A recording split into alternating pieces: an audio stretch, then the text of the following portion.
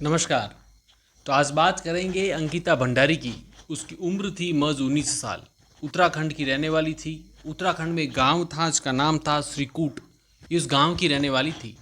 अंकिता ने 12th तक पढ़ाई की थी और उसके बाद ये जो अंकिता है ये चाह रही थी कि होटल मैनेजमेंट में बहुत कुछ करे और उसको बाकायदा एक रिजॉर्ट में नौकरी भी मिल गई थी।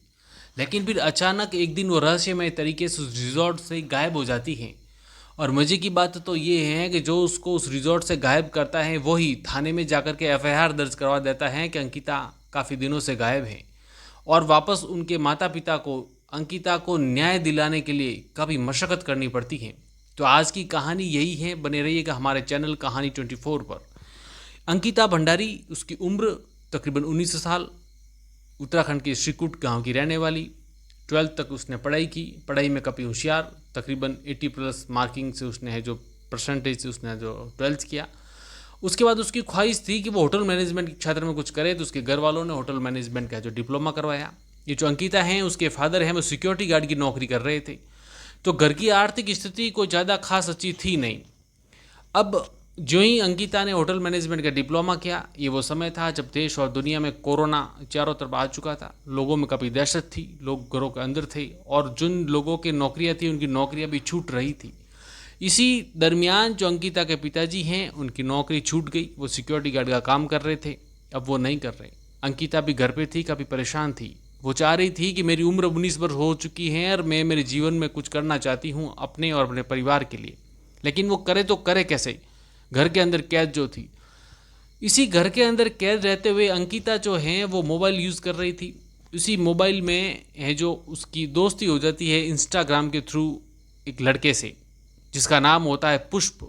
और ये पुष्प जो है वो जम्मू का रहने वाला होता है। अब अंकिता रह रही थी उत्तराखंड में, पुष्प रह रहा था जम्मू में।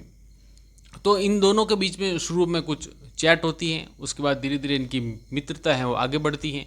मोबाइल नंबर आदान प्रदान होते हैं, फिर फ़ोन पर बात होती है, फिर व्हाट्सअप के थ्रू अक्सर चैट होती रहती थी। तो अंकिता ने इसी चैट में उस पुष्प को बताया कि मुझे काम की सख्त ज़रूरत है, तुम मुझे होटल मैनेजमेंट के क्षेत्र में कोई काम ढूंढने में मेरी मदद करो। ये जो पुष्प था ये भी ऑनलाइन घर बैठे काम ढूंढ रहा था। इसको ढूंढते ढूंढते पता चलता है कि ये जो उत्तराखंड जहाँ ये अंकिता रहती है उसके घर के पास ही ऋषिकेश रोड पर एक रिजॉर्ट है जिसका नाम है वनंत्रा। उस रिजॉर्ट में बतौर रिसेप्शनिस्ट एक लड़की की ज़रूरत है। ये जो पुष्प हैं अपनी जो फ्रेंड होती है अंकिता उसे बता देता है। अंकिता बड़ी खुश होती है कि इसने मेरे लिए काम ढूंढ लिया। ये उस रिजॉर्ट में इंटरव्यू देने के लिए जाना चाह रही होती है। अब दरअसल ये जो रिजॉर्ट था उत्तराखंड के अंदर वनंत्रा, ये वहाँ भाजपा के बहुत बड़े नेता जिनका नाम विनोद आर्य उनका था और उस क्षेत्र में नेताजी की काफ़ी कद्दावर नेता थे, उनकी काफ़ी धाक थी। और ये जो रिजॉर्ट है वहाँ पर उनका जो बेटा पुलकित आर्य वो उसको संभाल रहा था। अब रिजॉर्ट 2017 में बनना शुरू हुआ था, 2018 तक बन के तैयार हो चुका था। ये जो अंकिता हैं वहाँ उस रिजॉर्ट के अंदर इंटरव्यू देने के लिए जाती हैं, उसका सिलेक्शन हो जाता है और शर्त ये होती है कि अंकिता को उस रिजॉर्ट के अंदर ही रहना है। अब अंकिता एग्री हो जाती है। इसका रीज़न एक तो ये था कि जो रिजॉर्ट था उससे तकरीबन 150 किलोमीटर दूर उसका गांव जिसका नाम श्रीकुट, ये श्रीकुट गांव की थी, तो 150 किलोमीटर दूर था, तो उसके लिए अप डाउन पॉसिबल था नहीं।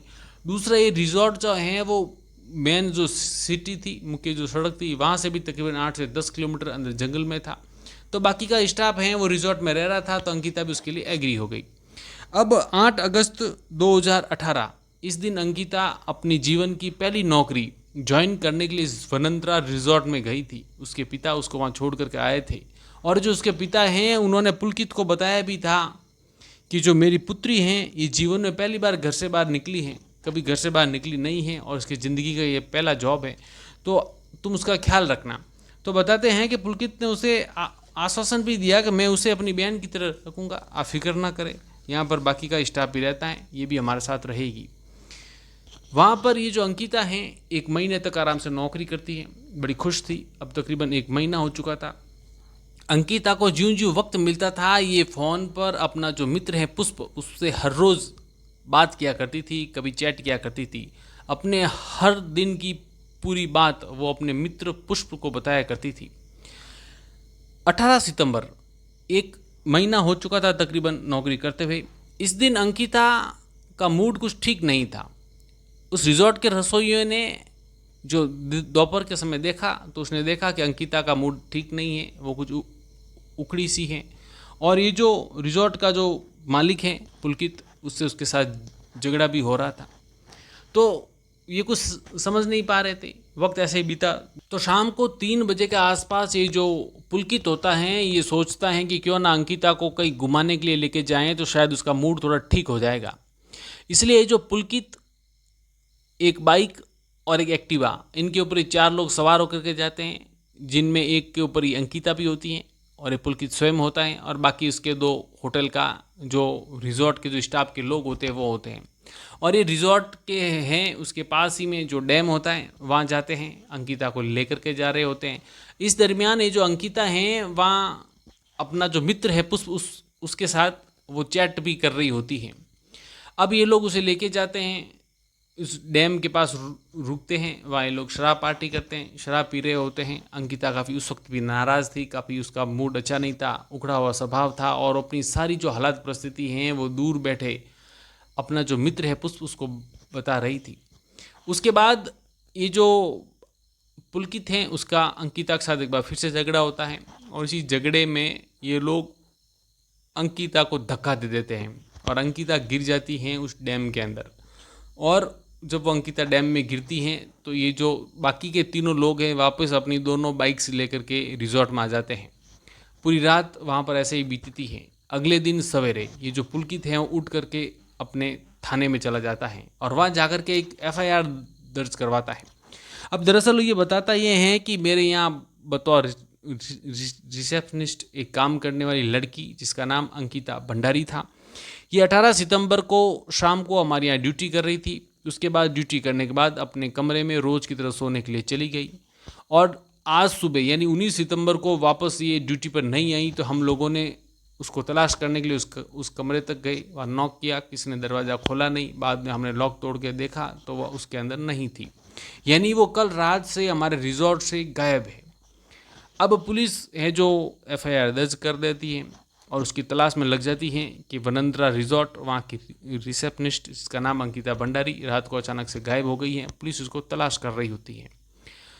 अब ये जो रिजॉर्ट का जो मालिक है ये पुलकित, ये क्या करता है, जो अंकिता होती हैं उसके पेरेंट्स को उसके अगले दिन इन्फॉर्म करता है कि आपकी बेटी रहस्यमय तरीके से हमारे रिजॉर्ट से अचानक से गायब हो गई है। तो उनके जो माता पिता हैं वो उसके अगले दिन है जो वह रिजॉर्ट में आते हैं। जब आते हैं तो ये पुलकित उनको भी एक मनगढ़ंत कहानी सुनाता है कि शाम तक यहाँ अच्छे से ड्यूटी कर रही थी, फिर अंकल रात को सोने चली गई, उसके बाद हमने सवेरे देखा तो वो नहीं थी, गायब थी। लेकिन ये जो अंकिता हैं वो दूर बैठे अपने मित्र पुष्प को हर रोज़ हर दिन की बात वो जो हैं व्हाट्सएप के थ्रू अपने मित्र पुष्प को बता रही थी। इसीलिए ये जो पुष्प हैं उसके पास अंकिता के फादर के भी नंबर थे। अच्छा, इधर जो अंकिता को उस डैम के अंदर फेंक दिया गया, उसके बाद अंकिता का जो मोबाइल है वो स्विच ऑफ था। तो वो पुष्प हैं काफ़ी परेशान हो रहा था क्योंकि अंकिता हर रोज़ उससे बात कर रही थी, हर रोज़ चैट कर रही थी, और उस दिन उसके साथ चैट हो नहीं रही थी। तो जो पुष्प हैं उसके पास अंकिता के फादर के नंबर थे, उसने अंकिता के फादर को फ़ोन कर दिया। तो अंकिता के फादर ने वहाँ की स्थिति बताई कि बेटा इस तरीके से रात को तो गायब हो गई हैं, हमारे पास फ़ोन आया था, हम खुद यहाँ आए हुए हैं। तो उसने कहा कि नहीं, वो गायब नहीं हुई है। उसने वो सारी कहानी बता दी कि किस तरीके से वो वहाँ परेशान थी, किस तरीके से उसे तंग किया जा रहा था, और उसने जितने भी चैट जो लिख करके भेजी थी अपने मित्र पुष्प को, वो सारी की सारी चैट हैं वो अंकिता के फादर को भेज देता है, और कुछ रिकॉर्ड्स उसके पास होते हैं वो भी अंकिता के फादर को दे देता है। अब अंकिता के जो फादर हैं उस थाने चले जाते हैं जहाँ पुष्प ने पहले मुकदमा दर्ज करवाया था उसकी गुमशुदगी का। वहाँ थाने जाते हैं और ये जो पुलकित हैं और रिजॉर्ट के जो लोग हैं उनके खिलाफ FIR दर्ज करवाना चाहते हैं। ये जो अंकिता हैं उनके पेरेंट्स बोलते भी हैं कि मेरी बेटी को उस रिजॉर्ट के मालिक ने ही कहीं न कहीं गायब किया है, मुझे उनके खिलाफ FIR दर्ज करवानी है। लेकिन मज़े की बात एक ही है कि उनके पेरेंट्स के कहने के बावजूद भी FIR दर्ज नहीं होती है। पूरे 4 घंटे तक अंकिता के माता पिता और उसके भाई इंतज़ार करते रहते हैं, लेकिन पुलिस FIR दर्ज नहीं करती। इसका रीज़न ये था कि वो रिजॉर्ट नेताजी का था उस क्षेत्र में नेताजी की काफ़ी धौंस थी, इसकी वजह से नहीं हो रहा था। वो 4 घंटे तक वह इंतज़ार कर रहे थे।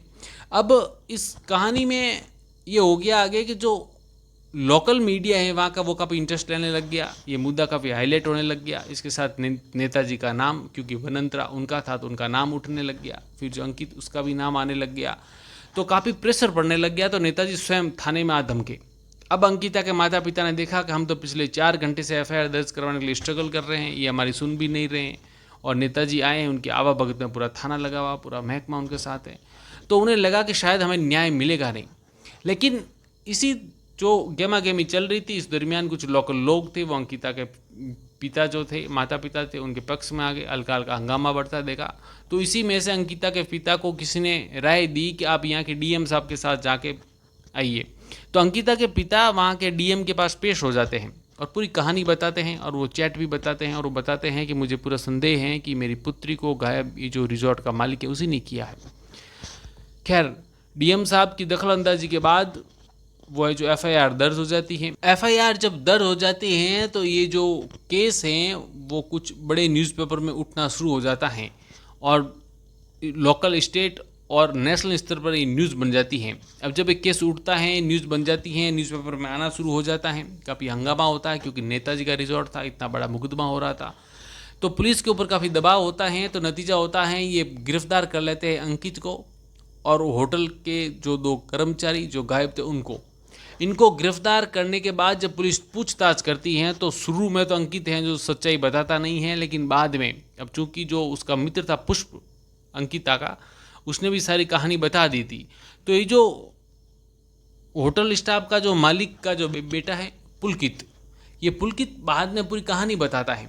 अब दरअसल इस कहानी में होता ये है कि ये जो अंकिता हैं वो नौकरी ज्वाइन करती हैं, उसके बाद है जो वहाँ महसूस करती हैं कि वहाँ पर को रिजॉर्ट जितना खास इसने सोचा था उतना चल नहीं रहा है। शायद उसकी कारण एक ये भी था कि उसकी जो लोकेशन थी वो बड़ी अलग थी, मुख्य रोड से 8 से 10 किलोमीटर जंगल में थी।